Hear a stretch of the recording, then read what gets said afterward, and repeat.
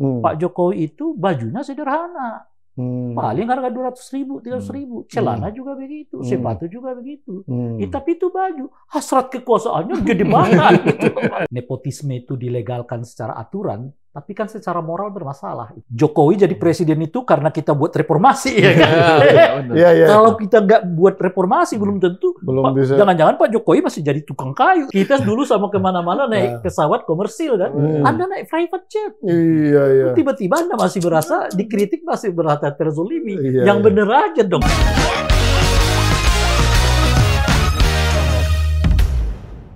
Bismillahirrahmanirrahim. Assalamualaikum warahmatullahi wabarakatuh. Aduh, belum apa-apa udah senyum-senyum nih kita.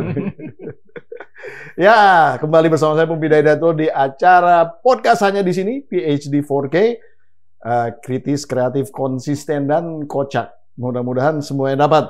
Karena di sebelah kanan saya sudah ada narasumber yang nggak akan bisa kocak kalau dia nih serius banget. Bung Ray Rangkuti, luar biasa. Terima kasih sudah datang. Sama-sama, Bung. Dan di sebelah kiri saya mudah-mudahan bisa membawa kekocakan yang akan diperlukan di dalam konteks podcast ini. Terima kasih Bung Iwel. Ya, Bung Iwel, kita bicara tentang komunikasi. Ya, katanya Menkominfo itu harusnya bukan komunikasi informasi. Kalau kata calon gubernur harusnya informasi dikomunikasikan. Gimana Bung Iwel? Yang mau saya tanya adalah tentang komunikasinya keluarga Mulyono. Ini bukan saya ngomong loh, mereka yang ngomong loh. Betul kan? Ya kan? Di tengah-tengah orang, istilahnya kemudian, mohon maaf nih ya, mendiskreditkan di dalam konteks apa yang terjadi sekarang, begitu. Rakyat juga pada marah, kita udah pernah bahas ya Bung Ray. Nah, kan marahan gitu. Terus tiba-tiba muncullah kaos-kaos dan lain-lain gitu ya. Bahwa mereka sepertinya menerima itu. Apakah itu strategi untuk playing victim supaya dikasihani, atau kemudian apakah itu menjadi suatu, mohon maaf nih ya, semangat untuk retaliasi ya, retaliation atau rebel gitu ya. Nah, terserah, silakan ahli komunikasi kita nih. Ya, saya akan membahasnya dari sudut ilmu komunikasi dan ilmu komedi. Yang kedua aja. Komedi ya. Oke, komedi aja.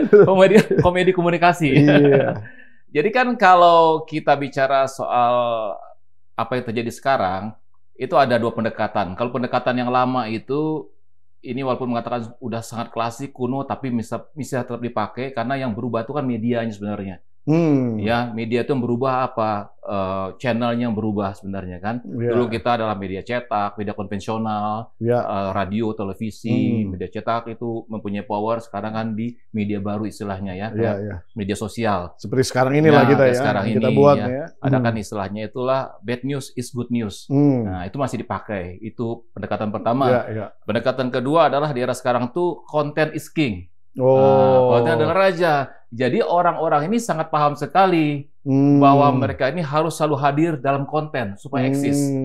Nah, jadi kalaupun itu kemudian pendekatannya adalah bad news, mereka sangat yakin bahwa sekarang ini masyarakat pun kadang-kadang ya bad news itu kemudian dicari-cari malah ya. Dicari-cari dan kemudian orang yang masuk dalam situ nggak merasa takut juga dengan reputasi. Karena ada contoh-contoh sebelumnya. Ada orang yang karena bad news, kemudian sekarang eksis, malah jadi public figure, ya menjadi selebriti. Nah, dan ada juga tuh yang jadi duta anti narkoba. Jadi padahal dulunya dia kena gitu. Kena. Jadi sangat memahami sekali karena konten yang sangat banyak sekali tumpuk. Paling sebentar, apalagi ini di red yang seperti itu. Jadi ada keberanian seperti itu ya. Sudahlah, ada mengatakan soal Mulyono ini. Anaknya Mulyono misalnya, ada yang dalam kampanye mengenalkan saya anak dan menantunya Mulyono gitu kan. Jadi udah menjadi suatu hal yang biasa, malah mungkin dicari-cari juga gitu ya. Jadi ketika ada celah nih apa nih yang bisa dimanfaatkan untuk itu menjadi konten. Karena semua sekarang orang juga pingin viral kan. Nah, tapi sayangnya viral itu dengan cara yang negatif. Negatif ya. Saya juga pengen viral sebenarnya, Bang Ray. Tapi kalau bisa viral itu yang mencerahkan lah. Kalau enggak, yang lucu lah gitu ya. Atau saya nggak lucu tapi viral juga bisa. Nggak apa-apa. Tapi masalahnya kan saya sangat memahami. Dan kalau kita lihat juga, kita tarik ke atas, kalau tadi bilang dari keluarga Mulyono, nah kita lihat sendiri Pak Mulyononya. Nah, dari zaman dulu masih di DKI sampai sekarang, nah tuh Bang Rey bisa bedah tuh cara komunikasi kan kurang lebih 11-12 gitu kan, gitu loh. Sudah paham lah, dan selama itu juga efeknya juga tidak menjadi tidak menjadi jelek juga. Karena di era sekarang ini juga banyaknya influencer, banyaknya buzzer, banyaknya channel. Jadi ketika ini menghajar, ini siap menghajar balik. Saya terus terang salah satunya dulu agak kurang... Kita nggak ngehajar loh, kita membahas. Iya, membahas ya. Kita membahas. Langsung ketawa dia, karena dia mau ngajar ya. Kita membahas jangan sampai kita yang dihajar. Iya, siap. Dulu saya pernah punya lawakan ini waktu stand up comedy, karena orang menanyakan sama saya, Mas Iwal gitu, waktu periode pertama Pak Jokowi, kenapa sih sekarang nggak berani punya acara TV yang mengkritik presiden? Saya bilang saya sih berani mengkritik presiden, tapi saya nggak berani sama buzzernya presiden. Kenapa nggak berani? Kenapa nggak berani? Ya, kalau karena one sided banget. Iya, kalau masa itu pasukannya kan, banyak. Kalau masa itu buzzer ini kan, tapi sekarang kan udah terpecah-pecah kan. Setelah Pilpres kemarin kan udah banyak keping-keping yang terpecah. Yang tadinya dari hari sini udah ikut menghajar juga sini semuanya. Tapi memang itulah fenomenanya sekarang itu, Bang Pumpida. Karena kita juga senang kalau seandainya ada channel-channel seperti Bang Pumpida ini. Nggak apa-apa kita mengkritik, mengungkapkan, tapi bukan kita membuat sesuatu itu menjadi eksis gitu ya. Jadi sesuatu yang negatif itu menjadi eksis. Tapi kalau dilihat deh sekarang, mungkin Bang Rey juga lihat para politisi kita, ketua umum partai misalnya, para politisi, konten-kontennya coba lihat. Itu kan lebih banyak seperti menjadi konten kreator kan, ketimbang menjadi seorang tokoh. Berapa banyak sih konten mereka itu yang isinya itu seperti kata-kata yang mencerahkan, kan? Oh, tapi kok nggak laku, mungkin orang lebih senang, tapi lebihnya kan ikut viral, ikut gimmick-gimmick yang sudah ada seperti itu. Iya. Sekarang menteri-menteri aja pakai pantun gitu ya.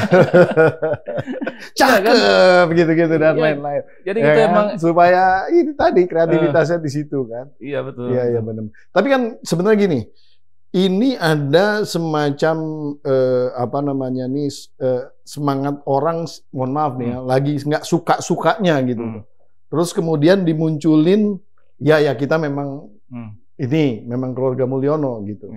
Nah itu kan kesannya kan kayak nantangin juga gitu ya. Kalau saya ngelihatnya seperti itu. Nah itu dalam konteks komunikasi sebenarnya gimana tuh bagusnya?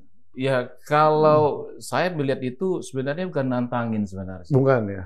Cuma melihat tuh sebagai peluang. Jadi gini, dalam komunikasi itu, dalam kita melakukan delivery gitu ya, deliver the message itu, mengantarkan pesan itu, kan caranya salah satunya bisa menggunakan gimmick. Nah, yang terjadi sekarang ini sering kan gimmicknya itu jadi pesan utama. Jadi pesannya menjadi sedikit. Padahal sebenarnya bukan itu. Ya, jadi istilahnya tuh communication without substance tuh bahasa Jawanya gitu ya. Jadi komunikasi tanpa substansi gitu.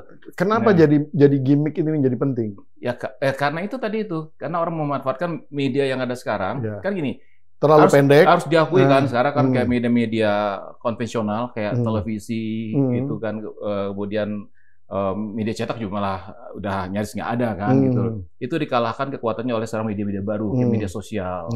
Ya, media sosial, channel YouTube, TikTok, Instagram dan sebagainya itu cepat sekali. Konten-konten seperti itu orang menikmati. Jadi ada yang kemudian jadi gini, jadi jangan dianggap ketika orang mengatakan, oh saya anaknya Pumpida gitu, dia mau declare gitu di media sosial, itu sudah ada tim sebenarnya itu. Jadi jangan dianggap inisiatif sendiri, itu bisa ada tim kan gitu loh. Jadi era sekarang tuh ada tim yang nanti ngeviralin begini, nganternya begini dan sebagainya begini gitu. Jadi mungkin untuk membaca lawan misalnya, untuk membaca siapa yang nggak suka gitu kan. Bisa juga kayak gitu. Kita kan, Bang Bina bilang orang nggak suka, kok kayak nantangin gitu kan. Tapi kan orang yang nggak suka ini bisa dibikin jadi suka juga kemudian. Nah, karena beda-beda tipis tuh ya. Love and hate itu kan beda-beda dikit kan gitu. Antara love dan hate itu beda-beda dikit gitu. Oke. Kita geser dulu ke Bang Rey nih. Kayaknya dia udah nggak sabar mau ngomong. Aku malah mau dengerin kok. Keluarga Mulyono. Gimana Bung Rey? Anda melihat seperti itu tadi? Saya melihatnya dari dua hal ya. Pertama tentu dari sudut situasi politik. Ya. Jadi ini makin menegaskan kepada kita bahwa kosongnya ya, kalau nggak disebut begitu ya, atau minimnya lah perspektif moral di dalam pengelolaan pemerintahan kita itu.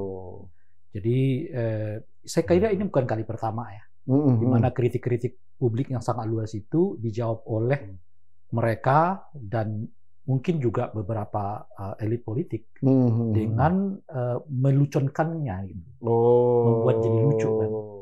Gitu. Jadi merumor apa istilahnya? Ya membuat jadi mendegradasi ya. Sebenarnya nilainya didegradasi. Itu kan Kemarahan itu ya. Nggak usah lah ditanggapi, buat lucu aja gitu. Padahal kan konteksnya sangat luas gitu ya. Artinya orang sampai ke kalimat Mulyono itu misalnya, bagian dari proses panjang orang melihat keluarga ini gitu. Ketika kritik-kritik normal disampaikan tanpa istilah-istilah yang aneh-aneh lah katakan begitu, kan nggak kesampaian tuh message-nya ke mereka gitu. Nggak ada kelihatan perubahan yang signifikan dari perilaku keluarga ini ya, dari apa yang dikritik oleh publik sebelumnya kan.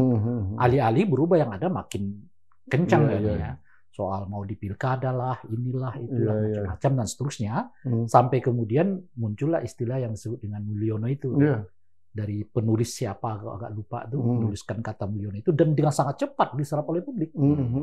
Artinya apa gitu? Artinya orang menemukan personifikasi yang tepat untuk menggambarkan situasi yang sekarang. Dari kalimat yang semestinya menjadi orang mulia gitu ya.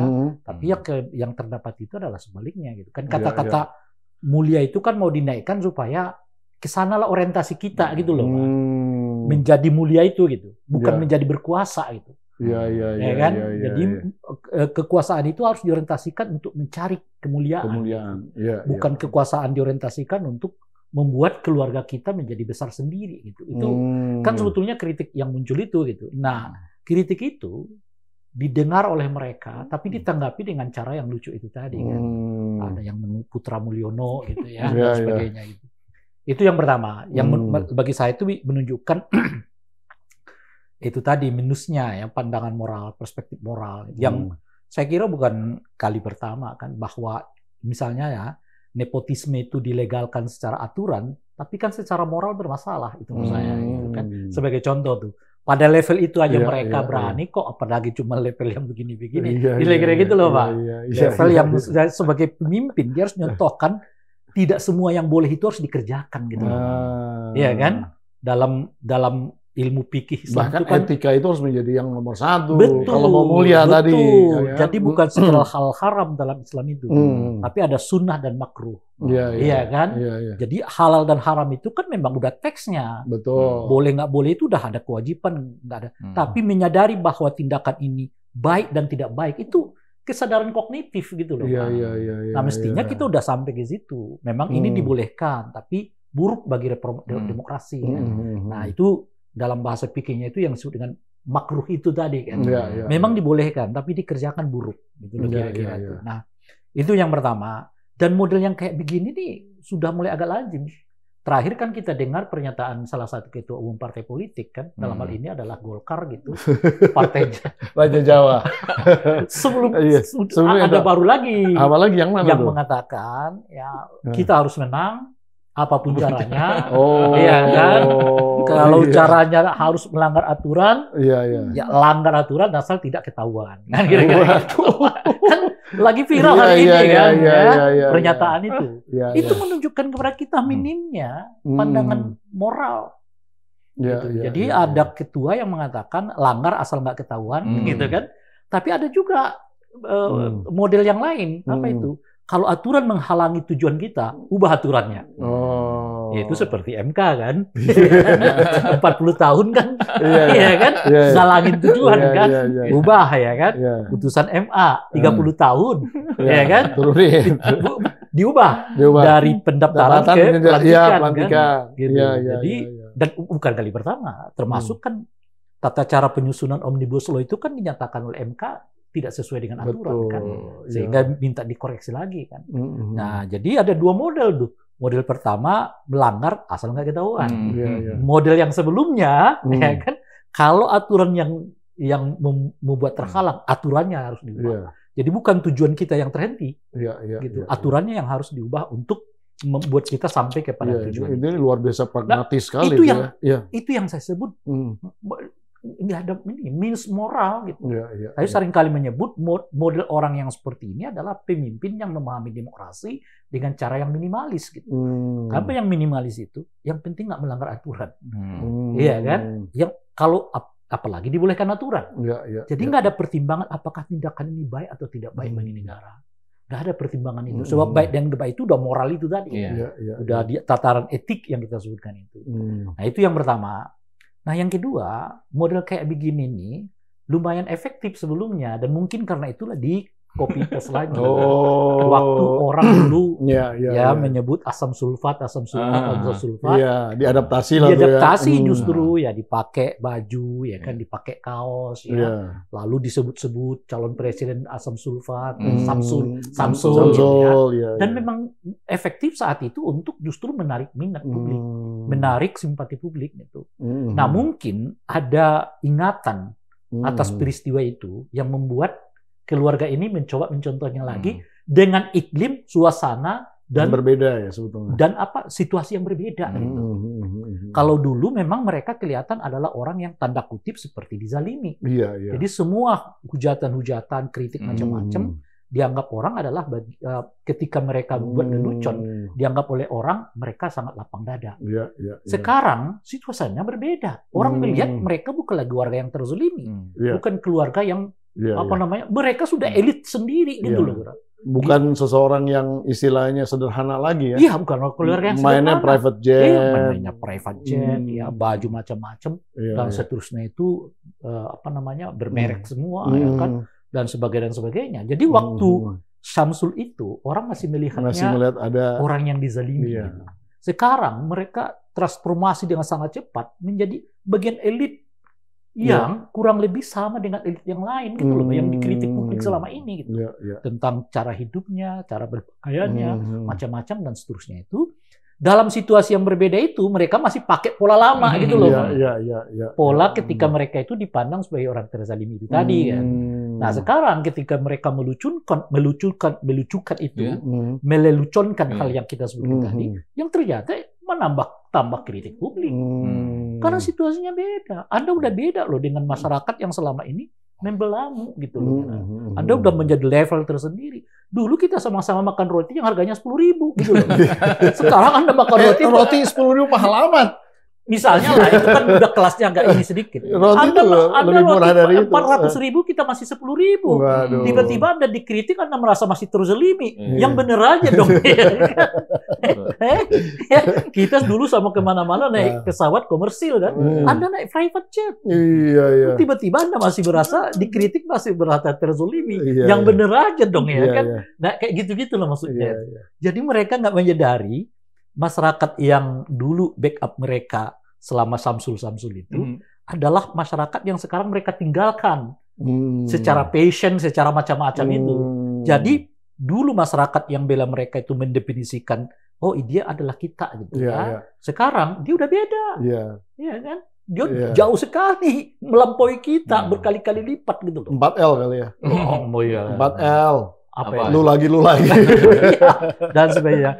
Nah kita leluconkan kritik-kritik itu yang terjadi adalah bertambah jengkel publiknya. Kita geser ya.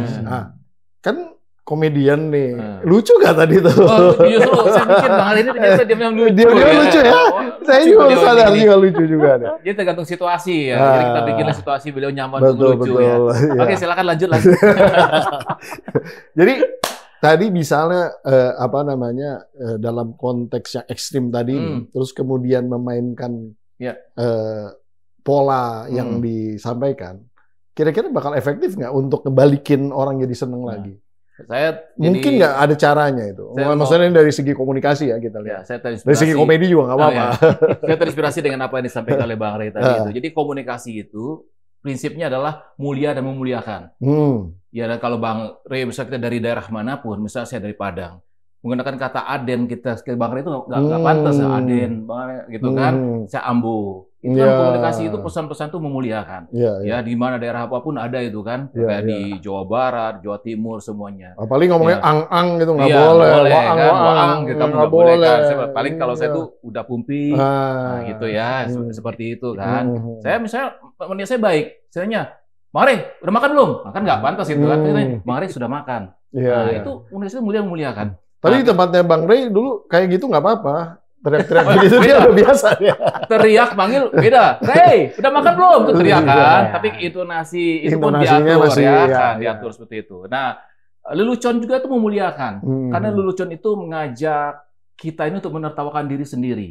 Ya, kritikan itu. Nah, yang dilakukan oleh keluarga Mulyono itu adalah lelucon yang ngenyek sebenarnya. Mengatakan, ya gua Putra Mulyono terus lu mau apa? Nah, kan itu sebenarnya gitu seperti tuh. nantang ya. Nantangin, ya gua Putra Mulyono terus lu mau apa lo gitu kan. Jadi udah ngenyek orang sebenarnya gitu. Jadi bukan lagi ngajak orang tuh menertawakan keadaan dan sebagainya. Jadi lelucon itulah menertawakan keadaan, kemudian orang berpikir. Itu bentuknya kritik kan, sebaik-baiknya kritik kan seperti itu. Nah, apakah efektif? Nah, kalau kita lihat, saya setuju dengan Bang Rey tadi. Jadi situasinya sudah berbeda. Jadi tidak semua pola itu bisa dipakai setiap saat. Aikido-nya udah nggak bisa lagi lah, Aikido lagi ya. Nggak bisa lagi. Orang melihatnya sudah, apalagi rentetan-rentetan kejadian-kejadian soal private jet, kemudian juga harga roti dan sebagainya itu membuat orang, dulu kesederhanaan. Belum bea cukai itu, urusan bea cukai itu. Sederhana ditampakkan dulu bukan seperti itu ya sebenarnya gitu. Nah, itu yang terjadi gitu. Iya. Ini kan sangat-sangat ironis sekali ya. Kita baru dengar juga nih berita yang mantan menteri dari Singapura itu yang kemudian mengundurkan diri, dia juga nggak ini. Dia kena penjara loh itu 8 bulan kalau nggak salah ya. Terus kemudian dia itulah maksud kena saya denda sebut juga. Tadi. Padahal cuma nebeng private jet juga gitu. Itu yang saya sebut itu tadi. Orang ini nggak sensitif gitu. Kenapa? Ada persoalan yang sangat serius loh, yang sedang dialamatkan kepada yang bersangkutan. Apa itu? Dugaan adanya gratifikasi. Itu persoalannya sangat serius. Tapi dia udah datang ke KPK tuh. Tapi kan belum ada pendapat KPK kan. Sampai saat ini kan kita belum dengar gitu. Nah, kenapa gitu? Karena dari semua aspek, termasuk dari aspek keluarganya. Kan keluarganya dianggap selama ini kan bersih kan. Iya kan? Nggak pakai inilah, nggak pakai itu. Ya. Misalnya Pak Jokowi kemana-mana pakai pesawat komersil ya, macam-macam dan seterusnya itu gitu. Lalu di saat yang bersamaan Pak Jokowi juga selalu mengatakan jangan flexing dong. Kan? Waktu ke teman-teman polisi itu tuh ingat ya? Banyak. Kalian harus karena kan ada kasus-kasus sebelumnya. Jangan suka pamer. Kan ada kasus-kasus sebelumnya. Setidaknya dalam catatan saya 3 orang dari ASN kita itu diperiksa oleh KPK gara-gara flexing itu. Yang tidak dilakukan oleh yang bersangkutan. Iya kan? Sama ini sebetulnya nggak dilakukan oleh Pak Jokowi tapi dilakukan oleh anaknya gitu. Nah, atau menantunya gitu ya. Nah, sama, tapi kan 3-tiganya kemudian dipanggil oleh KPK, diperiksa dan diadili kan. Harta kekayaannya malah sebagiannya dirampas lagi oleh negara kira-kira gitu. Jadi di tengah himbauan-himbauan moral ya, macam-macam dan seterusnya itu kok nggak ada wujudnya di keluarga ini gitu loh. Yang ada justru sebaliknya. Dari keluarga yang kita kenal sangat sederhana, yang cuma jualan pisang, ya martabak gitu loh kira-kira. Lalu tiba-tiba tapi jualannya juga jumlahnya gede itu. Itulah nggak sederhana juga itu. Kan kalau setidaknya image jualan pisang itu kan betul. Inilah gitu menurut saya ya. Nah, lalu tiba-tiba transformasinya cepat sekali. Iya kan? Tiba wakil presiden, nggak cukup wakil presiden, lalu tiba-tiba pakai private jet, ketua umum partai dalam 2 hari, ya, dan sebagainya. Ini kan direkam oleh publik gitu loh. Kok ini jadi aneh ya? Keluar dulu kan mereka tanda kutip disukai oleh orang karena citra sederhana itu.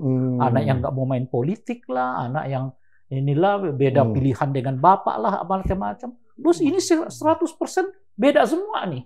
Ceritanya berubah total ya. Istilah saya, Pak Jokowi itu bajunya sederhana.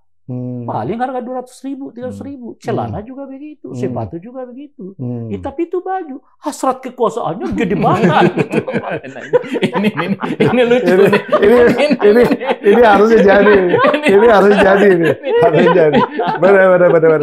Bagus juga. Sederhana. Yang di badan Pak Jokowi itu sederhana jadi semua. Modal murah. Hasratnya, hasrat kekuasaannya gede banget. Dua. Dan sebagainya. Nah ini menjadi ya bumerang gitu loh.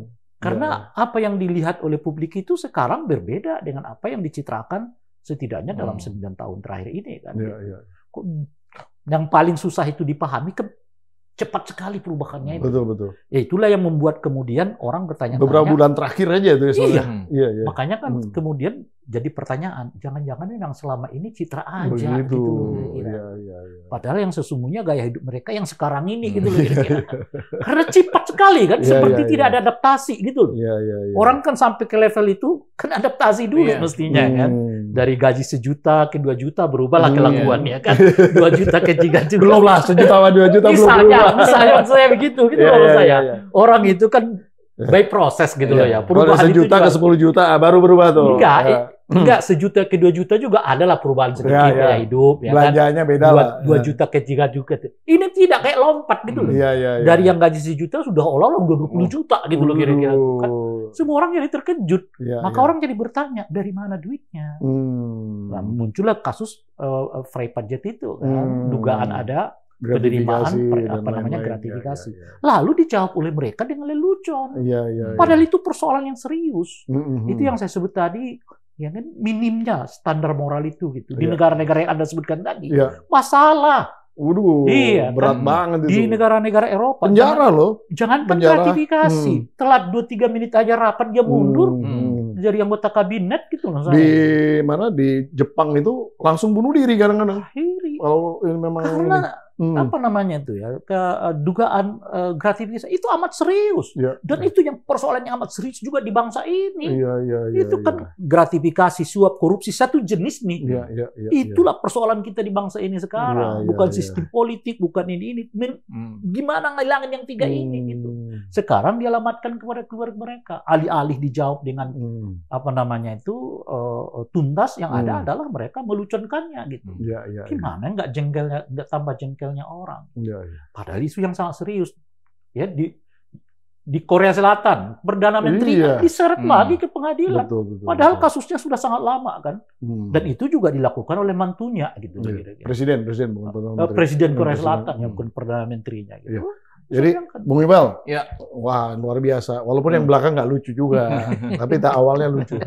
Nah, seyogyanya kalau dalam konteks kondisinya seperti itu, bahasa apa sih harusnya dalam konteks komunikasi atau angle apa yang harusnya disampaikan ke publik? Ada permintaan maaf, tapi bukan dari Kaisang ataupun dari... Nah, itu juga bagian dari komunikasi, tapi dulu. Enggak, makanya. Jadi baru dari Pak Jokowi sama Bu Iriana yang menyampaikan ada permintaan maaf ya, itu kan. Nah, kenapa kira-kira Kaisang ini apa sih? Kenapa nggak kemudian melakukan hal yang sama? Kan sebetulnya itu mendapatkan simpati yang akan lebih tinggi gitu ketimbang bermain pakai kaos-kaos tadi itu gitu. Kira-kira menurut Bung Iqbal gimana strateginya? Iya, jadi kalau kita kasih saran lah sekali-sekali supaya dia punya ide juga. Tiba-tiba Pak Iqbal nanti dipanggil kan telepon, tolong advisin saya dong gitu. Ya kan bisa juga. Kira kalau orang itu sudah terlalu percaya diri, over confidence kan banyak yang orang jadi percaya diri apa karena jabatan, karena kedudukan, karena status sosial dan sebagainya. Itu merasa apapun yang dia lakukan itu udahlah nggak peduli dengan orang lain, merasa itu yang benar gitu. Nah, apalagi ini kan juga Kaisang ini juga kan masih muda kan sebenarnya kan. Nah, ada ego ya. Ada egonya sebagai anak muda yang kemudian berusaha untuk di era sekarang ini era medsos. Ketua umum partai lagi. Di era medsos dari era ini sekarang udahlah begini cara menyikapi. Dan seharusnya itu ada yang memberitahu, ya kan. Nah, padahal yang salah satu pakar komunikasi yang dekat dengan Kaisang itu adalah dosen saya tuh. Namanya Dr. Ade Armando, itu dosen saya yang ngajarin saya tuh. Itu ada masalahnya anak buah di partai. Tapi kan sebagai ahli kan tetap dong pakar komunikasi beliau itu. Jangan-jangan dia nyaran lagi. 2 mata kuliah saya ikut tuh Bang Ade kan. Nah, itu bisa ngasih tahu tuh, gini loh Mas Kaisang seharusnya dalam komunikasi. Nah, beliau kan juga beda posisinya soalnya kan. Gitu ya. Kalau dosen ke mahasiswa kedok. Ini sini gimana? Jadi seharusnya harus dicari cara yang lebih elegan. Justru kadang krisis itu bisa dimanfaatkan dengan baik kan. Krisis bisa menjadi opportunity gitu. Jadi suatu keuntungan bagi dia. Dia mencari cara dengan baik untuk mengatakan tersebut. Dan adalah rasa penyesalan dan kemudian itu poinnya. rasa penyesalan itu juga harus otentik. Betul. Ya, menyebutkan karena ini saya nggak tahu, saya kilaf dan sebagainya, mohon maaf dan seterusnya. Itu sebenarnya nggak apa-apa sebenarnya sih, orang minta maaf terhadap suatu kesalahan itu justru menambah simpati publik. Nah, atau jangan-jangan misalnya datang ke KPK pun juga karena terlalu percaya diri gitu. Nggak akan diapa-apain juga lah gitu ya. Jadi kayak faktanya udah lebih dari sebulan memang nggak ada penjelasannya dari KPK kan. Bermain dengan masa simbol-simbol aja seperti itu kan gitu. Ya, Bung Rey, kalau minta maaf dengan tulus, kira-kira rakyat memaafkan nggak? Bingung dijawab ya. Ada kalimat yang tulusnya itu loh. Saya bilang tadi. Saya kan sejak dari awal. Bisa-bisa dramaturgi lagi ya. Waktu pertama kali beliau mengucapkan permintaan maaf itu kan di pertemuan dengan majelis ulama-ulama kan. Ya kan minta maaf bila ada selama ini yang dianggap kurang berkenan gitu. Saya sudah mengatakan itu basa-basi. Dari awal saya mengatakan basa-basi. Sebab ya kan permintaan maaf kalau Anda sebut tulus itu terlihat kok dari tindakan sesudahnya. Ini udah ada yang mencatat udah 8 kali loh katanya yang minta maaf ini gitu loh Pak. Tapi perubahan apa yang Anda dapat? Mohon maaf aja. Setelah permintaan maaf di depan majelis ulama itu, anaknya private jet, ya kan? Macam-macam lagi kasus-kasus sesudahnya ini. Nah, jadi ketulusannya itu saya sebut. Nah, makanya kan dari awal saya mengatakan tolong sebutkan kira-kira yang menurut Pak Jokowi itu yang layak ia dimaafkan di mananya. Langsung spesifik. Iya dong, sebab nggak boleh digeneralisasi ya. Tadi Bung Iwal mengatakan nggak ada yang memberi nasihat. Udah sering. Kata siapa? Ya kan kita kritik itu kan dari luar. Iya. Tapi apa yang kita terima? Bulian. Alih-alih didengar yang ada kita dibully kan. Ya syukurnya sekarang yang disamakan buzzer itu makin sedikit gitu. Kalau enggak kita diserang juga tuh ya. Sekarang kayaknya buzzer nih makin sedikit aja itu aja gitu. Udah habis. Yang dituduh lah kita macam-macam. Ada karena nggak dapat bagian lah, inilah itulah seperti biasa lah ya kan. Dan sebagai apa kontribusimu bagi Republik ini? Dia nggak tahu Jokowi jadi presiden itu karena kita buat reformasi ya kan. Kalau kita nggak buat reformasi belum tentu. Bisa. Jangan-jangan Pak Jokowi masih jadi tukang kayu tuh. Cuma kita kerjain reformasi. Nah, yang menikmati pertama kali reformasi ini namanya adalah Pak Jokowi. Lengkap. Bukan dia aja, anaknya menikmatinya, terus menantunya menikmatinya. Lalu Bung Pimpinda dapat apa? Dapat maki-makian. Saya dianggap gak berkontribusi juga. Itu dia maksud saya gitu ya. Nah, jadi itu yang saya mau tanyakan. Oleh karena itu saya kira permintaan maaf itu ya bagian dari strategi komunikasi itu yang sebetulnya nggak dihajarkan dalam kerangka untuk memperbaiki mereka masa mendatang gitu. Nah kalau minta maaf itu isu gratifikasi, itu ngeri itu isu gratifikasi itu. Maka sudah sepatutnya yang bersangkutan mengatakan untuk sementara saya off dulu, ya, dari ketua partai, ya kan, off dari aktivitas politik, saya akan konsentrasi untuk menjawab. Ya, dugaan ini, tuduhan ini bahwa saya ini dapat gratifikasi. Kan itu di mana-mana yang kita lihat. Pantasan nggak didengar. Kenapa? Nasihatnya Bang Rey. Disuruh off. Ini sekalinya nasihat Bang Rey ini disuruh off. Iya. Lagi enak-enaknya, Bro. Iya. Coba ada saran yang lain nggak? Sebagai contoh itu. Kan? Nah, dan menurut saya nggak perlu terlalu sering permintaan maaf itu kan. Ditunjukin aja tuh ya. Ditunjukin aja dengan perilaku yang berbeda kan. Dengan sesuatu yang dianggap menjadi, kan beliau tahu sendiri mana yang dijadikan kritik oleh publik kan. Betul. Ini yang beliau minta maaf, tiba-tiba masih ada lagi perilaku diskusi yang dibubarkan oleh preman. Gimana bisa terjadi? Ini yang saya mau nanya yang kedua itu pengalihan isu nih kayaknya ya. Apapun ya. Tapi menurut saya kenyataannya permintaan maaf itu nggak mengimbas bagi peningkatan kualitas demokrasi kita kan. Kalau ekonomi saya nggak bicara lah ya kan, karena itu bukan ahli saya, Bung yang jadi ahlinya gitu. Ya, Tapi kan kalau kualitas demokrasi kita nggak meningkat, alih-alih meningkat kita makin drop. Karena lu udah baca kemarin misalnya temuan ICW kan, ya berapa tuh? Hampir 80% atau berapa begitu? Saya lupa persisnya itu. Anggota DPR kita itu bersumber dari 2 sumber aja, bisnismen atau dinasti politik. Terus gimana lagi? Kan hanya terjadi di rejimnya Mulyono. Iya. Kan? Sedemikian dah sumbernya. Sumber politik kita sekarang tinggal 2 nih. Kalau dia bukan darah politik, mengalir dirinya darah politik ya. Royalti lah, royalti ya. Dinasti ataupun nepotisme, dia bersumber dari kaya raya. Nah itulah yang ngelola Republik ini masa yang akan datang. Sebenarnya ada 3 tuh. Cewek mungkin luput 1 lagi. Apa itu? Artis dan pelawak itu masuk juga kan? Masuk banyak juga. loh jumlahnya. Sekarang ini lagi banyak. Tapi itu yang udah berduit kan? Kemarin udah kita bahas tuh. Sama juga. Udah berduit juga. Oh iya, ada bisnis hiburan. Bisnis. Anda bisa bayangkan nggak? Di tengah 2 kelompok ini, penderitaan rakyat itu di meja mana mereka diskusikan gitu. Amanat penderitaan rakyatnya nggak bisa. Mereka ngerti, paham, dengar namanya jeritan rakyat, tapi mereka diskusikan di meja mana gitu kan? Dan mungkin mereka nggak pernah merasakan. Itu dia. Iya kan? Kalau 2 kelompok ini gimana merasakannya? Iya nggak mungkin. Mereka datang dari orang yang kaya raya. Jadi nggak ada di hatinya gitu. Nggak itu. Dia ilmunya tahu, kayak kita lah, ya kan, baca teori gini.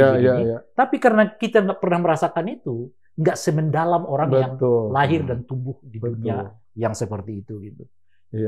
Ini sama seperti banyak bujangan yang mengerti bahwa kawin itu katanya enak gitu ya. Tapi dia belum merasakan betul enak kayak apa. Kalau dia belum kawin juga. Benar Bung Iwel. Seringan wacana akhirnya gitu ya. Benar Bung Iwel itu. Katanya bujangan berpikirannya begitu. Saya udah nggak bujangan. Jadi udah tahu rasanya. Kan nikah itu sebenarnya kan enak sekali kan, bukan enak doang kan. Gak saya pancing dia gak keluar nih. Payah nih. Ini kita sudah datang di sini ya Bang Ray, bikin agak berkelas sedikit dia mancing-mancingnya. Nanti besok-besok narasumbernya Dr. Boyke nih. Pas nih.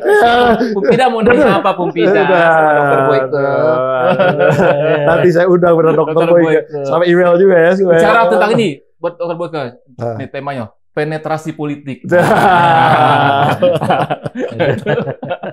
Itu penting itu. Kalau soal penetrasi Dr. Boyke lancar menjelaskan. Oke, Bung Iwel, ini kan tadi udah disinggung ya bahwa yang namanya masyarakat udah sangat marah, ya kan? Ketika kita berhadapan dengan kemarahan masyarakat, apalagi kita udah nggak punya buzzers yang cukup kuat lagi nih untuk meng-counter ini, gitu ya. Kira-kira strategi omongan apa atau pendekatan komunikasi apa yang harus kita sampaikan kepada publik? Kalau tiba-tiba dia minta maaf, seolah-olah juga ngakuin kan gratifikasinya tadi dan lain-lain. Jadi dilematika sekali gitu. Tapi ada nggak sih strategi komunikasi yang kemudian selain off tadi gitu, yang tadi Bung Iwal juga jangan suruh off dulu gitu. Tapi menunjukkan jangan suruh off, tapi nggak akan didengar kalau kayak gitu. Ya, kira-kira strategi dari segi komunikasi ya, itu seperti apa gitu yang paling tepat gitu dalam situasi seperti ini seharusnya. Ya, saya senangnya bertemu dengan Mbak Ray ini saya banyak tercerahkan ya. Jadi banyak saya menjawab pertanyaan Bang Pumpida ini mengacu kepada apa yang disampaikan oleh Bang Ray. Jadi misalnya tadi soal etika dan hati. Komunikasi itu kan ada etika komunikasi. Komunikasi itu memiliki etika. Dan komunikasi yang baik itulah dari hati. Betul. Jadi kalau saya mengatakan, Mare sehat-sehat selalu ya, itu jangan hanya sekedar basa-basi. Tapi memang harus dari dalam. Doa tulus saya, Bang Ray ini sehat. Kadang-kadang karena itu sudah biasa kita ucapkan, yang sehat-sehat ya, itu kayak nggak ada masuk ke hati kita. Bukan lagi doa yang dari hati gitu kan, gitu loh. Sukses ya, kita kan bilang itu sukses. Tapi suksesnya nggak dari hati. Ya seharusnya itu dari hati, ya kan. Nah, komunikasi itu kan memiliki suatu etika, sudah harus etika komunikasi, apalagi dalam komunikasi politik. Etika itu nomor 1 lah. Nah, ini mungkin apakah saat ini etika itu sudah diabaikan, jadi nggak lagi memikirkan masalah etika, sehingga segala sesuatu tidak lagi dari hati. Kalau seandainya etika dalam berkomunikasi itu diperhatikan, tahu dianalisis dulu kenapa orang marah nih. Oh, karena saya begini. Oh, karena gua begini, karena begini. Oke, bagaimana caranya untuk menarik simpati publik ini agar mereka memiliki empati nih atas kesalahan ini ya kan. Tapi itu harus dari hati, bukan sekedar basa-basi. Kalau basa-basi, Bang Arya tahu itu basa-basi. Nama nafsu lagi itu ya, nama nafsu ya kan? lagi. Nah, ini basa-basi aja nih, kayak gitu kan. Ya sama aja kayak bisa Bang Pumpi kalau ngajak saya makan, saya tahu tuh yang mana basa-basi, mana yang dari hati. Serius ya? Iya kan? Well, udah makan gitu. Belum Bang, oh sama dong. Itu berarti dia basa-basi doang. Iya. Saya nawarin makan bener kok tadi kan datang makanannya kan. Iya datang, gitu. Nah, itu betul-betul dari hati seperti itu. Harusnya kan? kayak gitu ya. Makanya kan kalau dari hati harusnya kan sebenarnya kalau nggak benar-benar ada gratifikasi, nggak ada apa. Kan private jet itu sebetulnya hanya metode penerbangan, hanya metode transportasi. Harusnya terbuka aja ya. Kan sekarang tinggal buat satu konten menceritakan kronologis apa yang mereka lakukan dan perjalanannya, dan memang nggak ada yang hidden. Mereka bayar pakai duit mereka sendiri lah katanya nabung, dan itu memang misalnya, loh saya kan nabung ini untuk misalnya liburan, untuk misalnya apa, harusnya terbuka aja kan sebenarnya. Kalau faktanya begitu. Ya, berarti kan ini kan sebenarnya kesimpulannya beda. Nggak tahu saya. Itu yang maksud saya. Gitu. Kalau faktanya begitu kan nggak ada kesulitan untuk menjelaskannya ke masyarakat. Iya. Makanya berarti ini kebuntuan dikarenakan memang udah nggak bisa lari ya? Nggak tahu saya. Nah, yang menarik itu kalau kita kembali ke komunikasi tadi ya, kan di situasi yang kayak begitu tuh, yang muncul kembali lagi survei. Tingkat kepuasan katanya masih 75%. Tapi kan pertanyaannya survei itu tergantung. Tunggu saya. Yang saya mau katakan itu bukan soal angkanya, surveinya benar atau tidak ya. Yang saya mau katakan itu, di tengah yang kayak begini, Anda mau jawab dengan survei itu gitu maksudnya. Iya. Rai Rangkuti mau ngomong apa kayak terserah, faktanya tingkat kepuasan 75%. Gitu loh kira-kira. Kalau dibalik surveinya bertanya, Anda akan approve nggak kasus penerbangan private jet itu? Mungkin beda juga. Ya itu dia. Hasilnya. Betul kan? Kalau pertanyaannya diubah begitu. Nah, saya sih melihatnya mungkin ini bagian dari komunikasi yang kita sebut tadi untuk mengatakan bahwa kan mereka yang teriak-teriak soal begini begono itu kan memang orang yang selama ini nggak merasa pernah puas dengan Pak Jokowi, kira-kira begitu loh kan. Kan itu yang mau kayak kesannya mau disampaikan itu. Nah, kenyataannya 75% tetap puas, nggak ada imbas namanya private jet itu, nggak ada imbas namanya soal roti 400 ribu itu, nggak ada. Orang tetap puas dengan Pak Jokowi. Jadi permintaan maaf itu efektif kok. Setidaknya masih menjadi. Nah itu loh kira-kira itu. Pembubaran forum yang di Kemang itu kira-kira adalah apa, pengalian isu atau mereka memang udah buntu nih? Nggak tahu harus bagaimana menghadapi. Bahasa saya begini, Bung. Kalau dulu kan diskusi macam-macam dan sebagainya itu dihadang oleh buzzer. Nah sekarang sudah sulit. Senjatanya nggak ada. Jadi bukan online lagi ya, offline sekarang offline aja. Gitu loh kira-kira. Ini bagus istilahnya. Betul. Iya. Jadi yang online udah sulit dikerahkan, pakai yang offline deh. Iya. Saya tadi biar yakin saya googling lagi harta kekayaannya Kaisang itu di atas 100 miliar kan. Seharusnya sanggup dong untuk bayar. Itu menyambung tadi kata Bang Pumpi itu. Ini saya bayar ini. Tapi masalahnya kan pesan yang disampaikan itu kan katanya ikut teman, tapi temannya nggak ikut. Iya. Ya saya nebeng mobil Bang Pumpida, tapi Bang Pumpida nggak ada gitu kan. Boleh aja saya pinjemin sebenarnya kan, nggak ada masalah. Nggak nebeng, berarti saya pinjam. Bukan nebeng namanya. Dipinjamkan. Beda. Jadi beda itu. Beda ya. Nebeng itu artinya ikut bersama dengan orang yang bawa kendaraan. Karena yang mengeluarkan biaya saya gitu kan, dan yang memfasilitasi saya. Nebeng itu artinya Anda berserta dengan orang yang bawa. Namanya nebeng. Iya. Kalau dipinjam, orangnya bisa tidak ada, tapi kendaraannya boleh ada. Dan itu Anda bisa jadi sopirnya gitu loh. Iya. Ternyata benar. Bang Reni selain pakar politik juga pakar transportasi. Iya.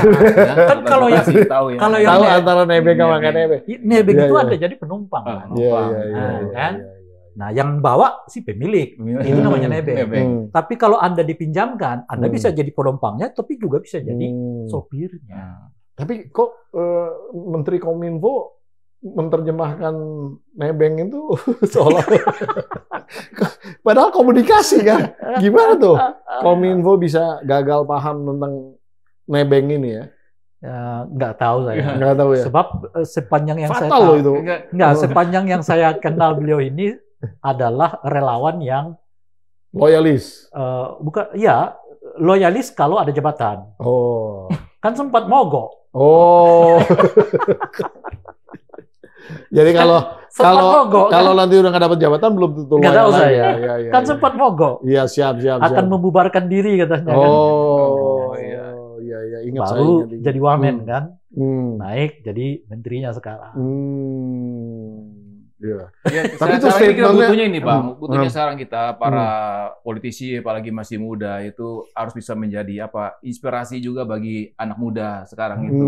Dari tingkah lakunya memiliki etika, dari caranya berpolitik, sehingga kita ini kan kayak kehilangan kayak krisis sosok yang bisa dijadikan sebagai role model ini. Ya kan gitu. Dan saya juga nggak banyak melihat adanya statement-statement yang bagus gitu ya dalam pembelaan terhadap ketua umumnya dari PSI ya sebenarnya. Karena kan sebetulnya kan dia udah punya pasukan nih. Biasanya kalau di partai itu kalau ada yang ganggu ketua umum kita gitu ya. Saya boleh ngomong ini? Sebentar, tunggu dulu. Sebentar. Nanti ke sana juga, nanti ke Bang Rey juga, tenang aja. Gimana tuh Bung Iqbal? Kan bener kan nggak ada satupun gitu. Iya. Even Ade Armando nggak ngomong apa-apa tuh yang signifikan. Ini boleh ya kayak kuis ya. Saya pas lempar ke. Oke. Boleh kayak kuis ya. Langsung. Saya pas dulu saya ke. Karena Bung Ewel perlu referensi dari Bung Rey, silahkan. Saya jadi lupa lagi. Jangan dong. Harus dong. PSI ini menurut saya bagus kalau dia tidak punya jargon tegak lurus. Gitu loh.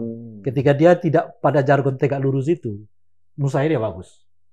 Partai yang justru beberapa kali saya sampaikan di beberapa kesempatan, ini partai masa depan, jempolan. Ya. Tapi setelah mereka mengenal istilah tegak lurus itu, jadi bingung, gampang dia. Ya artinya kepala mereka udah di tangan orang gitu loh. Tergantung tangan orang ini bergerak kemana mereka ikut, namanya tegak lurus. Tegak lurus itu selalu berbeda loh. Kan tegak lurus begini. Jadi kalau yang ini ke sini, yang ini ke sini itu beda juga. Itu saya juga bingung tuh istilah tegak lurus tuh seperti itu.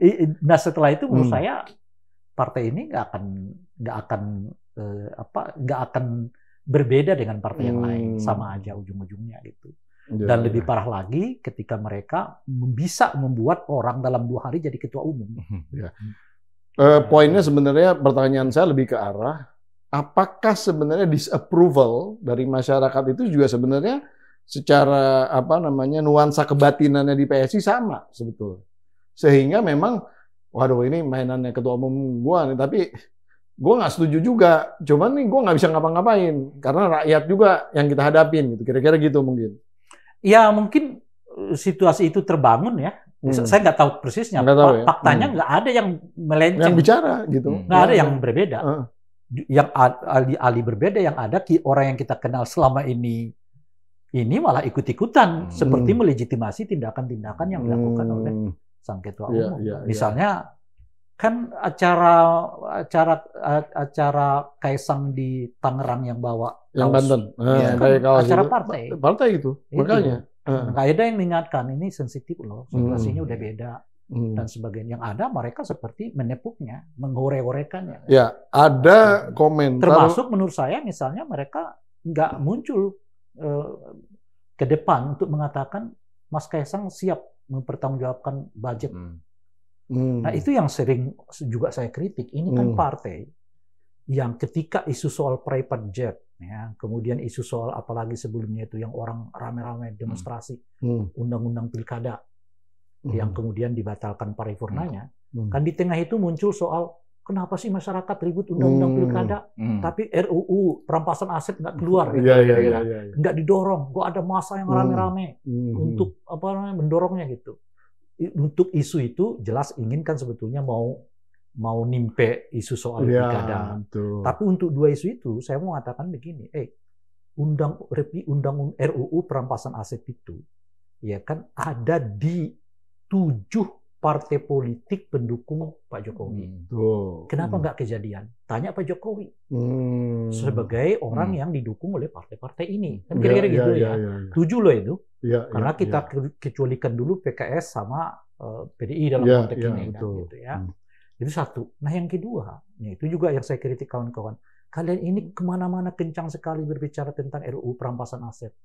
Tolong buktikan dulu bahwa dana private jet itu tidak didapatkan secara ilegal. Sebab undang-undang perampasan aset ini sangat dekat dengan undang-undang pembuktian terbalik. Betul, betul. Gitu loh kira-kira tuh. Kita sebetulnya nggak memerlukan undang-undang perampasan aset pada tingkat tertentu. Selama undang-undang pembuktian terbalik ada. Betul, gitu. betul. Nah coba buktikan. Semua orang sekarang mengatakan ada dugaan gratifikasi. Buktikan sendiri bahwa itu nggak terjadi pada keluarga Pak Jokowi gitu loh. Itu kritika saya kepada mereka. Sehingga jangan pakai RUU perampasan aset ini hanya sekedar pengalihan isu. Iya kan? Jago-jagoan seolah-olah kita itu anti demokrasi, anti korupsi, ya macam-macam. Tapi begitu yang masuk ke keluarga kita, ke dalam organisasi kita juga nggak melakukan hal yang sama. Buktikan dong, contohkan. Ya kan, ketua umumnya nggak harus diundang KPK enggak. Dia konferensi pers, ya kan, budgetnya sekian, ini datanya kan. Iya, maksudnya terbuka aja begitu. Iya. Ini macam-macam pembuktiannya seterusnya. Selesai gitu sebetulnya. Itu kan udah beberapa orang anggota DPR kita melakukannya kan, yang disebut dengan undang-undang perampasan aset dan sebagainya gitu. Nah, termasuk misalnya 100 miliar. 100 miliar. Dari mana? Iya. Kan orang kerjanya. Iya. Apakah usaha pisangnya sukses? Iya. Nah, itu tanggung jawab yang orang mendesakkan RUU perampasan aset itu. Gitu. Karena itu sangat dekat dengan undang-undang pembuktian terbalik kan, dan seterusnya itu. Gitu. Jadi menyinggung tadi acara PSI yang di Tangerang itu, saya lihat ada salah satu kader PSI di Instagramnya tuh langsung ada fotonya Pak Kaisang pakai baju itu, terus ngomongnya sakarepmu we lah ketum, katanya gitu doang gitu.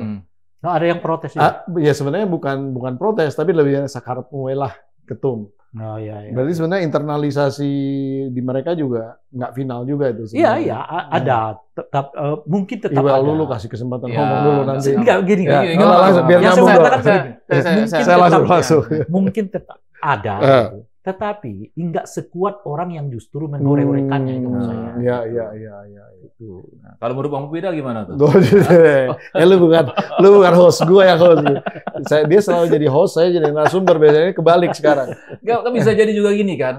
Kita kan nonton film action tuh, film action. Pada saat tertentu tuh kan bosnya itu langsung curang mundur.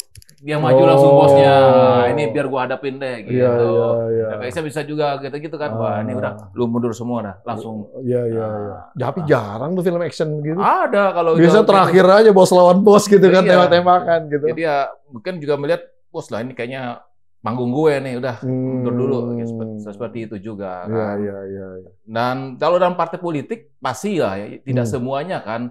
Hampir semua partai politik tidak semuanya juga orang itu setuju dengan ketumnya. Iya. Iya kan, gitu. Ada juga yang kemudian ya diam aja, ada yang protes gitu ya. Tapi ada juga yang memang loyal sama ketum.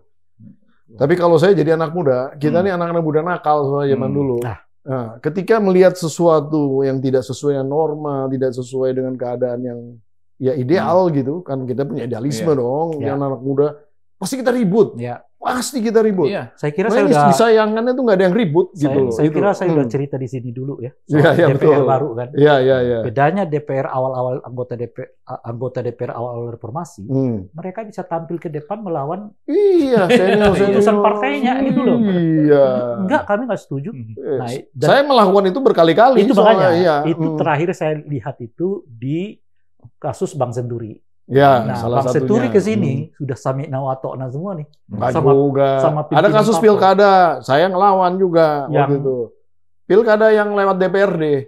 Oh iya, yang kita kalah juga sebetulnya. Iya, tapi di zamannya era Pak SBY kan. Ya, semua itu maksud saya. Tapi 10 tahun terakhir di era Pak Jokowi ini udah ada konsolidasi ketua umum udah kuat sekali. Iya. Tergantung orkestra lah. Kur ya. Kur semua.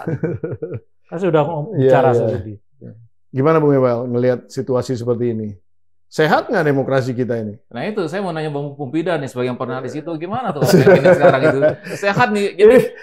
Ini teknik komunikasi ini. Ya, kalau balik badan. Bang Ray kalinya kalau bicara demokrasi kan harus ada oposisi, benar nggak Bang? Kan itu yang mengkontrol kan. Nah sekarang kalau dengar-dengar juga katanya PDI udah mulai juga nih di media-media mulai apakah sengaja diviralkan atau memang muncul begitu saja, katanya PDIP juga muncul nanti akan gabung dengan Pak Prabowo, akan ketemu. Nah, kalau seandainya semua partai ke sana tuh gimana? Nah, ada satu kejadian yang menarik. Ini dari kalangan komedian loh, yaitu Panji. Panji tiba-tiba menunjukkan ketidaksukaannya di dalam konteks isu yang kita bicarakan ini, di acara yang dikenal juga, podcast yang dikenal juga. Dan dia benar-benar kayak marah sekali gitu. Walaupun dia tidak mempunyai hubungan yang dalam tanda petik buruk dengan host-hostnya si podcast itu, masih ingat kan? Nah, artinya itu sebenarnya kan real banget ini, kemarahan masyarakat itu real banget gitu. Dan menurut saya adalah dunia komedian ini juga harusnya bisa berperan lebih daripada itu. Nah, kenapa tiba-tiba jadi anyep gitu? Nah, sebenarnya bukan anyep juga ya, karena dulu juga kebanyakan komedian ini mereka harus akui mereka kemana dukungannya. Apalagi ada pilkada nih ya, jadi kacau lagi nih permainan. Kemana? Tapi sekarang kan sudah banyak tahu tuh, oh ternyata begini teman-teman. Nah salah satunya kan saya juga mau di podcastnya Bang Pumpida itu yaitu mulailah mensuarakan kembali nih ya hal yang seperti ini. Dan rasanya kayak Panji masih terus, banyak juga yang masih terus seperti itu ya, mulai mensuarakan kegelisahan mereka gitu. Nah pertanyaan saya ke Bang Pumpida tadi itu kan berikutnya nih tanggal 20 Oktober insya Allah kan ada pergantian kekuasaan. Nah, sementara dalam demokrasi itu kan dibutuhkan juga oposisi. Nah, kalau semua partai akhirnya masuk di sana tuh bagaimana? Itu apakah terjadi lagi seperti 10 tahun terakhir ini? Iya. Sebetulnya udah dibahas sama Bung Ray tempo hari yang kita berdua itu sudah nanti bisa dilihat. Itu kan Bang Ray yang jawab. Loh kok saya yang jawab? Saya yang host, terserah saya. Enggak. Tapi memang di mana-mana harus ada balance, check and balance ya. Setiap basis daripada keberadaan masyarakat. Kalau memang misalnya roles daripada trias politika ini nggak jalan, kenapa jadi saya yang bahas begini ya? Ya kalau trias politika ini nggak jalan, ya mau nggak mau masyarakat harus punya mekanisme untuk ngebalance itu. Dan kita di dalam konteks ini adalah podcast seperti ini. Bukan berarti harus dinafikan ya. Ini justru sebenarnya suara masyarakat yang direpresentasikan oleh kita ini. Gitu. Sebenarnya gitu. Ya, jadi intinya adalah jangan pernah berhenti untuk bicara benar. Jangan pernah berhenti untuk bicara idealisme. Gitu. Itu aja sih sebenarnya. Artinya orang seperti Bang Ray dan teman-teman bolehlah orang lain berbeda pendapat, tapi jangan ngebully gitu kan. Oh iya, saya berkali-kali harus ini kan menyampaikan. Dibutuhkan dong orang kayak Bang Ray dan aktivis-aktivis teman-teman yang lain gitu kan. Saya justru berkali-kali saya bilang, Ray ini konsisten sekali. Kan? Pada saat Jokowi bagus, dia udah kritis. Pada saat Jokowi ya menjadi Mulyono gitu, itu kan kritis juga. Jadi konsistensinya ada. Karena tujuannya sebenarnya adalah ngebalancing tadi. Itu yang dan kita bukan personal kan. Bung Ray ini bukan seseorang yang personal. Iya, siapapun berkuasa beliau kritis. Dulu saya punya acara TV zamannya Pak SBY itu. Pak SBY 10 tahun sering saya undang Bang Ray itu selalu. Mulai dari yang ada demo bawa kerbau segala dan beliau juga mengalahkan analisis seperti itu. Justru sebenarnya basis kritisisme ini memang harus dibiasakan gitu. Karena dengan kritik yang muncul dari mana saja ya harus didengarkan. Tidak kemudian dinafikan dengan cara tadi nunjukin nih saya siapa dan lain-lain gitu. Itu sebenarnya itu poinnya sebenarnya. Ya kan? Apalagi di kalangan ketika masyarakat sama-sama semuanya pada marah gitu. Jangan saya stop. Jangan saya beropini lagi. Yang saya mengatakan begini kan. Itulah bedanya orang yang punya informasi dengan orang yang kurang informasi. Ya, betul. Orang yang punya informasi alias kelompok cendekiawan, intelektual. Kita ini kan gampang dalam informasi itu. Itu mengerti bahwa di depan apa namanya kemewahan ini, kerugian itu, jangan-jangan kita sedang di tubir jurang gitu loh. Dan itulah yang kita ingatkan terus-menerus gitu. Nah, itu yang juga saya sampaikan. Jangan-jangan ini kan 78-75% tingkat kepuasan itu. Umumnya kan standarnya itu ekonomi. Kan? Nah, jadi kalau bansos Anda bagikan, lalu Anda survei, Semua orang bukan mengatakan. Iyalah. Tapi Anda harus ingat, nah, tugas kita mengingatkan itu, bahwa di 78% itu, di depan kita ada jurang yang membawa demokrasi kita ini hancur. Dan itulah yang harus kita ingatkan kepada publik yang merasa bahwa kepuasan itu tinggi dan seterusnya itu, sehingga seolah-olah nggak ada masalah. Nah, syukurnya mungkin bagi sebagian orang yang kita sebut tadi punya banyak informasi, punya banyak pengalaman dalam dunia yang kayak begini, mengingatkan, ya di tengah kehebohan itu, kehebatan itu, ada infrastruktur macam-macam dan seterusnya itu, ada jurang di depan kita yang bernama demokrasi yang akan tenggelam kalau tidak diingatkan dari sekarang. Betul.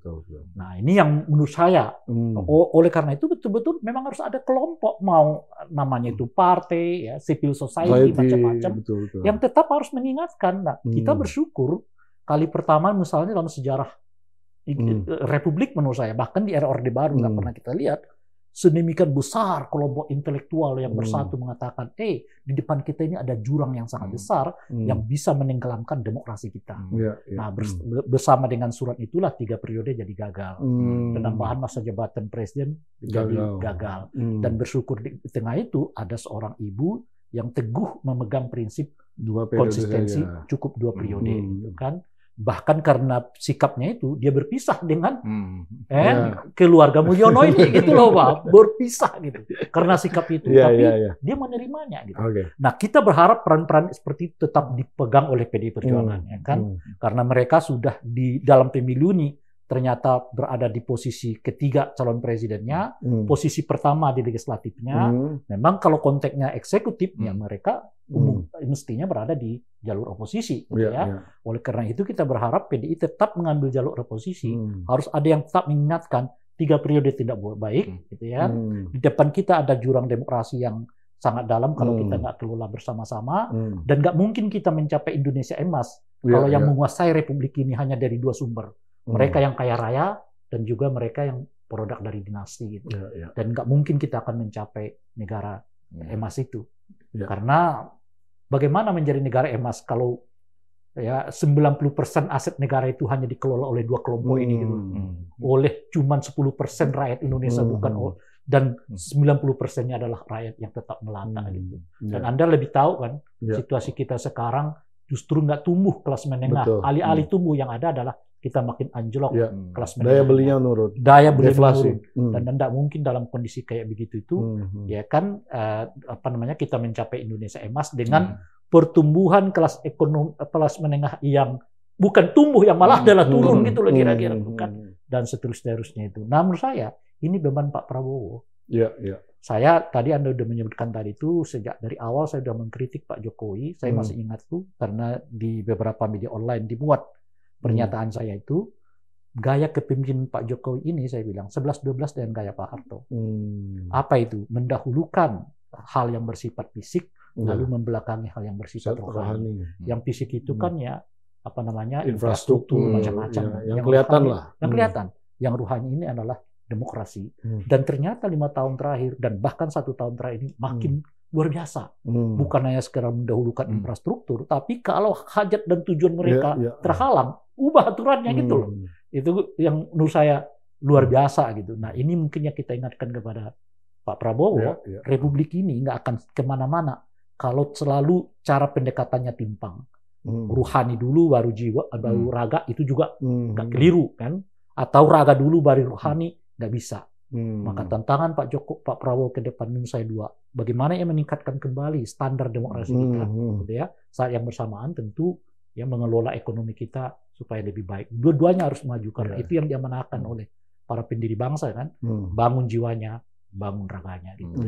Nah, kita terlalu fokus tadi sama keluarga Mulyono, tapi justru di adiknya. Di adiknya. Kakaknya diam aja nih. Padahal isu Fufafa ini juga sesuatu yang serius sekali gitu sebenarnya ya. Nah, dengan diam itu kira-kira itu teknik komunikasinya yang bagus atau bagaimana? Atau memang nggak usah ditanggapin sama sekali? Ya, kalau sekarang kan lebih memilih diam karena deg-degan juga kan, jadi dilantik nggak kan gitu masalahnya. Kan ada upaya juga untuk menggagalkan dilantik. Jadi nunggu dulu kayaknya. Nunggu dilantik dulu. Sampai dilantik apa enggak gitu. Oh. Tapi yang penting Bang Pupida, tadi bicara informasi komunikasi. Jadi informasi itu harus dikomunikasikan dengan terang benderang. Jadi informasi itu jangan sampai dikaburkan melalui komunikasi. Iya. Ya kan? Jadi informasi itu harus terang benderang melalui komunikasi. Jangan informasi dikaburkan dengan komunikasi. Seperti itu. Iya. Bukan disumirkan ya. Tapi dengan diam itu menyumirkan juga nggak kira-kira? Nah, kalau saya sebetulnya kan kalau dia bukan yang memiliki akun kan gampang aja seperti tadi. Sebetulnya sama aja. Bedanya tadi urusan gratifikasi gitu kan. Sekarang kan tinggal nunjukin ini bukan akun saya. Mungkin ada orang yang memang katakanlah anak buah dia atau siapa operatornya atau gimana kan gampang. Kalau bukan dia Menteri gitu. Informasi udah membantahnya. Udah membantah. Cuma Menteri Informasi juga nggak bisa buktiin itu punya siapa. Oh gitu. Iya. Dia udah membantah. Dia nunggu katanya. Dia akan nunggu. Masa nggak itu ya saya nggak. Dia bisa buktiin bahwa ini bukan miliknya. Tapi dia belum tahu siapa yang memiliki. Tapi saat yang bersamaan dia nggak tahu siapa yang punya. Dia nggak tahu kan. Itu mungkin nyari namanya black camping. Nggak tahu. Tahu black camping? Apa?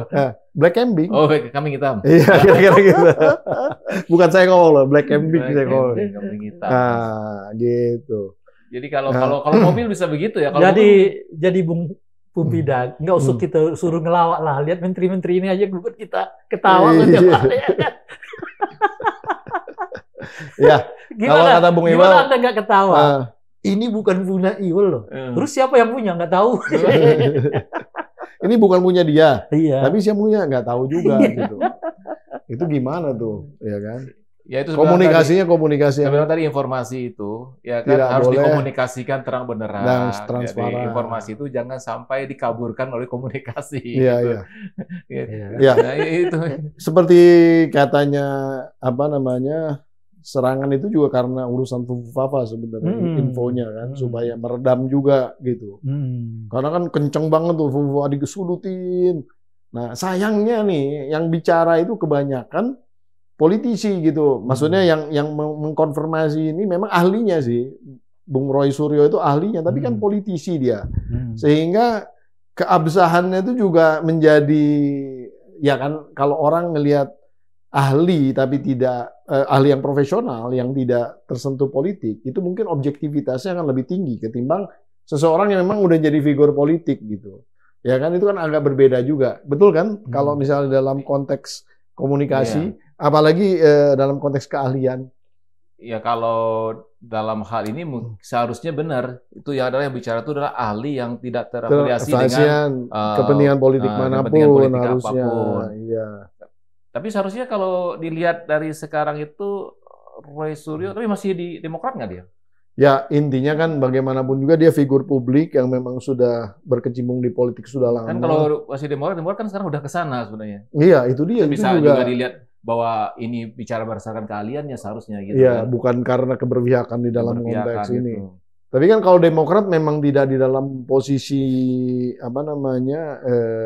dengan Pak Jokowinya kan hubungannya mungkin nggak dukungannya nggak 100% gitu ketimbang ke Pak Prabowo-nya gitu. Mungkin bisa jadi seperti itu juga kan. Jadi masih diragukan objektivitasnya karena ada terpelasi dengan kepentingan politik seperti itu. Betul gitu. Harusnya kita memang benar-benar seharusnya yang bisa membicarakan di Bali saya tahu yang ngerti IT juga. Yang sebelah kanan saya ini. Nah, ini tapi saya juga orang politik juga dianggapnya nanti. Mengungkapkan seharusnya kan. Iya. Nanti saya dianggap orang politik juga, nggak bisa tapi juga kan kita. Pertanyaannya, Bung Hidayat, kalaupun benar, misalnya, kalaupun. Pertanyaan berikutnya apa? Ya, pertanyaan berikutnya sebenarnya adalah ini kalau misalnya Fufafa itu benar, ini layak untuk dilantik nggak? Atau memang bisa membatalkan pelantikan? Justru saya mau tanya, karena ada yang konsen soal ini benar nggak dia punya atau tidak gitu. Sehingga Anda memverifikasi yang ngomong ini politisi nggak politisi macam-macam. Gitu. Nah makanya saya bertanya, Bung Pupida, kalaupun sekiranya benar memang mau diapain? Ya itu, larinya kira-kira ada proses yang bisa menggagalkan pelantikan, atau nanti dilantik dulu terus kemudian ada proses yang kemudian menurunkan. Mana yang paling? Secara hukum nggak bisa kan? Nggak bisa dua-duanya. Nggak secara hukum ya. Tapi kalau secara politik, publik merasa nggak patut dong seorang wakil presiden kita misalnya ya. Tapi dia kenal loh undang-undang ITE itu. Kenapa? Kena undang-undang ITE. Karena Karena yang disebutkan itu adalah narasi-narasi pornografik, narasi-narasi apa namanya yang berbau porno gitu. Karena itu memang udah di luar, maksudnya memang berlawanan dengan undang-undang ITE. Iya, kalau seseorang itu terpidana, ya kan, lebih-lebih hukumnya kan di bawah 5 tahun, itu tidak dengan sendirinya menggagalkan jabatannya. Makanya saya berangkat tidak dari aturan, tidak dari hukum, tapi dari moral. Jadi kalau misalnya masyarakat jengkel dengan masa ada wakil presiden kita dengan kata-kata yang seperti ini misalnya gitu ya, lalu mereka rame-rame mendatangi MPR yang sekarang atau DPR yang sekarang karena sudah terpilih anggota baru, meminta supaya dievaluasi. Itu bisa terjadi, cara politik loh ya. Tapi kalau Anda pendekatannya hukum, sulit. Karena kan berproses terus kan. Taruhlah misalnya Anda masukkan kapan? Tanggal 15 Oktober, 16 Oktober, nggak ada apa-apa, 20 udah dilantik kok. Ini maksud saya. Nah, kecuali ada kesadaran sebelum masuk ke proses hukum itu, ya publiknya meyakini misalnya bahwa ini bersumber dari wakil presiden terpilih, itu misalnya ya, secara sahih, lalu mereka jengkel, lalu mereka bersama-sama datang ke DPR, meminta supaya dievaluasi. Kita nggak mungkin. Nah, kalau undang-undang ITE itu delik aduan apa enggak? Undang-undang ITE nggak mesti delik aduan. Kalaupun misalnya nggak delik aduan kan berarti harusnya sampai bisa dapat tersangka itu harus penyidikan dulu kan dari betul. Kan? Makanya ini siapa yang mau melakukan misalnya kan? Kalau memang penegak hukum bisa proaktif dalam konteks itu. Tapi kalau targetnya pelantikan lewat, kan proses penyidikan makan waktu juga kan. Iya, sebetulnya hampir sama dengan pinjol. Pinjol juga kan dilarang gitu kan. Dalam konteks dua-duanya ya, KUHAP sama ITE-nya juga nggak boleh. Nah ini juga pornografi juga sama. Dua-duanya juga dilarang. Jadi itu bisa proaktif. Kan kita tadi berdiskusi soal apakah akan dilantik atau tidak. Kan itu konteksnya pelantikan itu. Kalau ngejarnya 20 melalui pendekatan hukum, nggak kena, itu maksud saya. Kecuali misalnya pendekatannya moral. Publik kita merasa tersinggung secara moral, ya mendapatkan pemimpin mereka dengan ungkapan kata-kata yang tidak senonoh. Dan memang yang kayak begini menurut saya di mana-mana pendekatannya itu tidak hukum, moral. Masyarakat nggak bisa terima.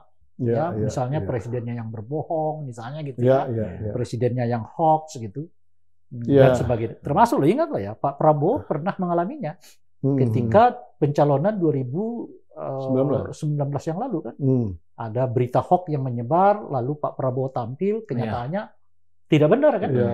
Akhirnya apa? Dapat sanksi sosial dari masyarakat. Nah ini kalau yang berkaitan dengan begini nih, yaitu soal sensitivitas moralitas publik. Sejauh apa masyarakat kita bisa mentolerir kata-kata yang tidak senonoh diungkapkan oleh para pemimpin-pemimpin mereka. Masalah kan belum ketahuan siapa yang punya akun itu. Kata Menko Info kan bukan. Kata Roy Suryo 99,9%. Kata Roy Suryo. Nah, kalau kata Bang Pida? Ya, saya melihatnya sebenarnya begini. Kalau dalam beberapa macam konteks gitu ya, poinnya adalah justru dengan diamnya orang yang bersangkutan ini justru membuat kita berandai-andai gitu, semakin meyakinkan kita ini memang benar. Justru kalau menurut saya kalau kayak gini dibuka aja transparan aja, gitu. Ya kan? Kalau dia benar bukan, ngomong aja. Kalau saya paling nyari black camping juga kan, kita nggak tahu juga pada akhirnya gitu kan. Kalau saya nggak bisa komentar banyak karena saya bukan kaskuser soalnya. Saya cuma tahu sundulgan gitu, lempar cendol. Iya, cuman gitu-gitu doang. Dan itu sebenarnya juga itu gampang sekali kalau yang di Kaskus itu kan karena servernya di Indonesia, semuanya bisa terang benderang gitu. Jadi nggak agak aneh juga tuh kalau Menkominfo kemudian nggak langsung bisa pinpoint siapa yang itu makanya itu yang agak itu mau saya yang lucu. Kalau yang Kaskus ya, dia tahu. Kalau yang Twitter mungkin itu ceritanya lain, yang X itu lain karena servernya di luar. Itu mau saya yang lucu itu, dia tahu bahwa ini bukan milik seseorang, tapi saat yang bersamaan dia nggak tahu siapa yang punya. Padahal dia sudah ubak-ubak kan namanya itu kan, untuk nyari tahu nih benar nggak orang ini gitu. Apalagi terakhir itu kan terjadi penghapusan posting. Nah, ketika terjadi penghapusan posting, memang sebetulnya lognya bisa kelihatan. Log itu mencatat IP address-nya di mana, kemudian juga itu bisa ketahuan langsung siapa yang akses. Walaupun dia pakai VPN beberapa kali gitu ya untuk mengcover si IP address itu juga. mudah sebenarnya. Mudah nggak susah. Dapat itu. Iya.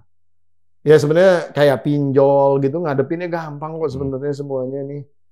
Masalahnya ada nggak niatan benar-benar menuntaskan itu kan? Kecuali pada mau bermain gitu kan. Jadi sebenarnya kalau di dalam konteks IT itu nggak ada yang susah.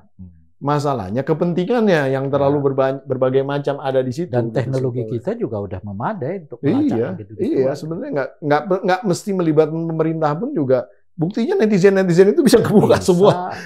Akalnya banyak banget gitu caranya dengan memberikan transfer GoPay lah, langsung kelihatan nomor HP-nya segala gitu kan. Waduh, ngeri banget itu, Bro. Ya itu yang saya sebut tadi, ya memang ini lebih pada sensitivitas moralitas masyarakat kita. Dan sejauh apa mereka bisa terima ya, calon pemimpin mereka itu dengan ungkapan-ungkapan seperti itu. Gitu. Nah ini yang butuh waktu memang untuk membuat sensitivitas moralitas publik kita itu kembali gitu menurut saya. Setelah hampir 10 tahun ini terpesona dengan prototipe-nya Pak Jokowi kan gitu ya. Ini istilahnya kalau dalam agama kita nih, kalau memang Tuhan itu membukakan aib seseorang itu nggak ada yang bisa. Gitu. Makanya kita kan selalu kalau doa kita juga menutup aib kita juga gitu ya sebetulnya. Ya masalah sekarang isu-isu itu sekedar menjadi konten, bukan lagi menjadi concern gitu loh. Berkonten harus jadi concern ini kan. Nah, artinya kalau Bang Pupida mengajak kami ngobrol di sini kan masih ada concernnya. Tentunya Bang Arif pun memberikan pencerahan lah kepada siapapun yang menonton hal gini gitu. Dan kita di sini bukan sekedar ngisi konten, tapi ada concernnya kita. Kita nggak perlu viewers kok. Viewers bakal datang kalau misal tertarik gitu. Jadi kita memang pengen ngangkat isunya gitu. Di mana sih sebenarnya nih gregetnya gitu. Iya. Itu sebenarnya Tapi ini pekerjaan ya. Kalau Anda kan tadi menyebutnya soal tanggal 20 kan. Ya. Kalau 20 sih pasti dilantik lah ya. Ya kan, apalagi pendekatannya hukum. Nah, tapi bisa saja. Tapi tadi ada yang menarik. Kalau 5 tahun kena, di bawah 5 tahun kena, jadi nggak perlu berimplikasi pada kekuasaannya. Jadi, tapi dia harus masuk 5 tahun dulu. Ya nggak apa-apa kan. Tapi tetap jabatannya tetap. Iya. Oh, secara hukum gitu ya? Iya. Kecuali tuntutannya itu di atas 5 tahun. Baru dia wajib diganti. Iya.